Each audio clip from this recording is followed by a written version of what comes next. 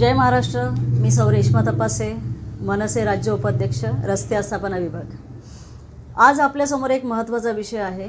मागील काही दिवसांमध्ये तुम्ही मीरा भाईंदरमध्ये मराठी द्वेष मोठ्या प्रमाणावरती पाहिलेला आहे आणि त्या मराठी द्वेषातून इथल्या जे उद्योजक जे व्यापारी आहेत त्यांनी ज्या प्रकारे हिणवलेलं आहे की आम्ही जर इथे दुकानं बंद केली तर मराठी माणसं उपाशी मरतील। तर हा विषय आपल्या सगळ्या मराठी माणसांसाठी खूप महत्त्वाचा आहे, कारण ज्या प्रकारे मराठी भाषा, मराठी संस्कृती, मराठी माणूस यांची इथल्या स्थानिक आमदारांकडनं, इकडच्या पोलीस प्रशासनाकडून, आपल्या मुख्यमंत्री साहेबांकडनं हा मोर्चा दाबून जी गळचेपी करण्याचा प्रयत्न करण्यात आला, त्यानंतर उत्स्फूर्तपणे मराठी माणूस वरती आला आणि शेवटी प्रशासनाला माघार घ्यावी लागली।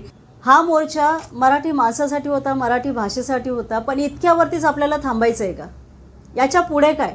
हे करून आपण थांबणार आहोत का? तर याच्या पुढे काय, ह्यासाठी एक नवीन संकल्पना उभी राहते मराठी माणसांच्या माध्यमातून, ती म्हणजे मराठी व्यवसाय कट्टा।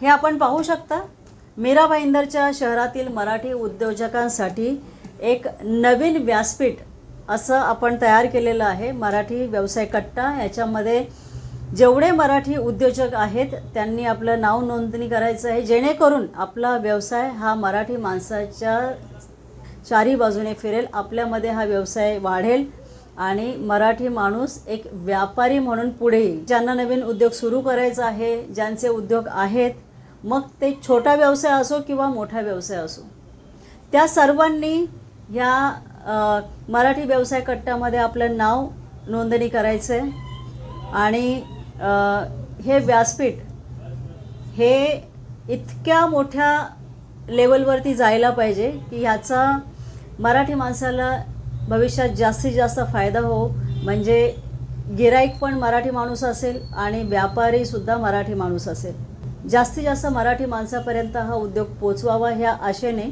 हा व्यवसाय कट्टा सुरू केलेला आहे। त्यामुळे सर्वांनी याच्यामध्ये नोंदणी करा। एवढे बोलून थांबते। जय हिंद, जय महाराष्ट्र।